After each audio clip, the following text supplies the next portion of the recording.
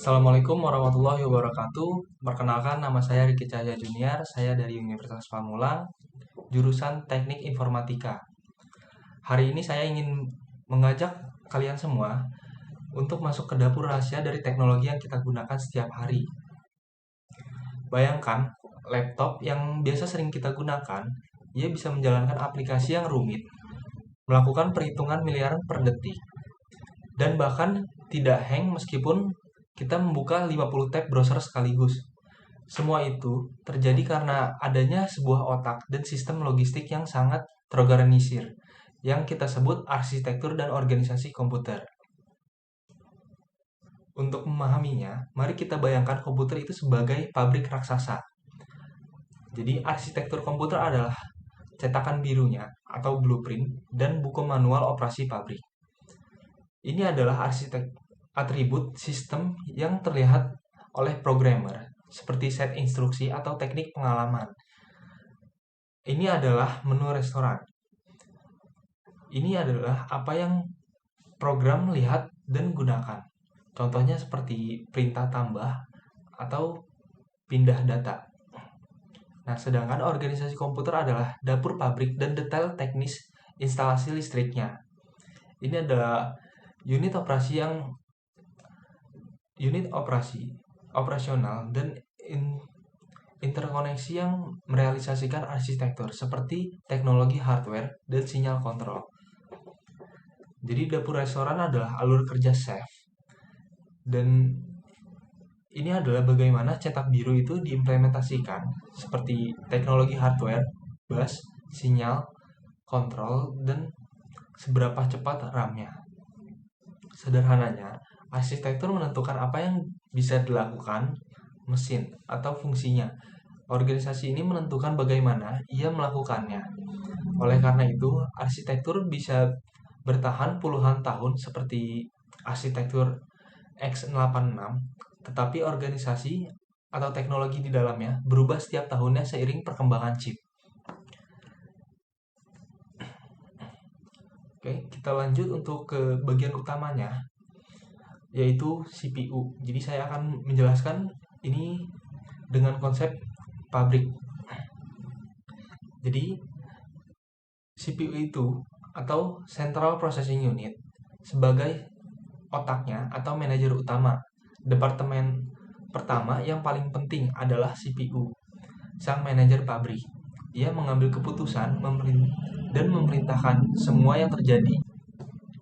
Jadi di dalam manajer ini ada 3 peran kunci. Yang pertama itu ada unit control atau CU.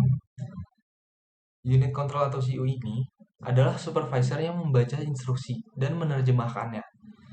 Ia berkata, perintah ini berarti ambil data dari gudang atau memori, lalu seluruh unit kalkulasi kita atau ALU untuk menjalankannya. Ini adalah inti dari organisasinya. Yang kedua itu ada Arithmetic Logic Unit atau ALU.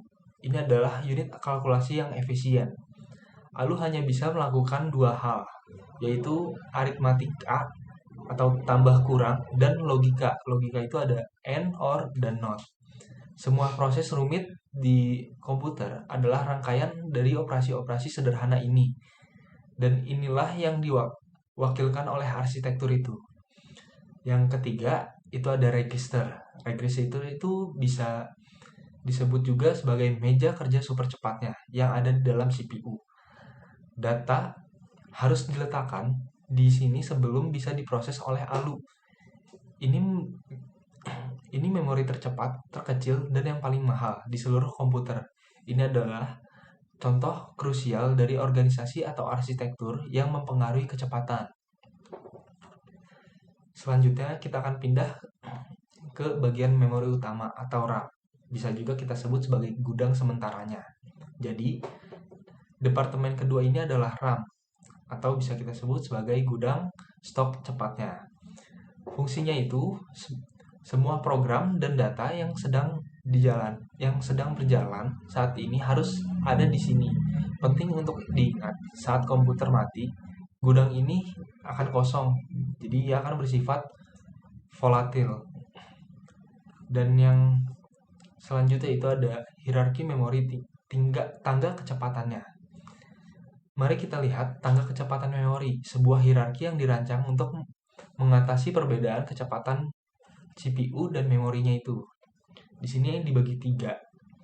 Yang paling atas ada register. Register itu sebagai meja kerja paling cepat dan paling kecil. Dan di bawah register itu ada cache atau kulkas mininya. Memori kecil dan mahal yang menyimpan data yang kemungkinan besar akan diminta oleh CPU lagi. Ini adalah kulkas kecil di sebuah meja kerja. Keberadaan cache ini sangat mempengaruhi kinerja atau aspek organisasinya. Dan yang paling bawah ini ada RAM, gudang stoknya. Itu lebih lambat, tetapi jauh lebih besar. Oke, selanjutnya saya akan menjelaskan sistem busnya atau jalan tol penghubungnya. Jadi di dalam CPU ini terdapat tol penghubungnya, yaitu sistem bus. Departemen ketiganya adalah sistem bus, jalan tol utama yang menghubungkan CPU, memori, dan perangkat I/O, input atau output. Bus ini bukan hanya satu jalan, melainkan 3 jalur berbeda, harus bekerja terpisah.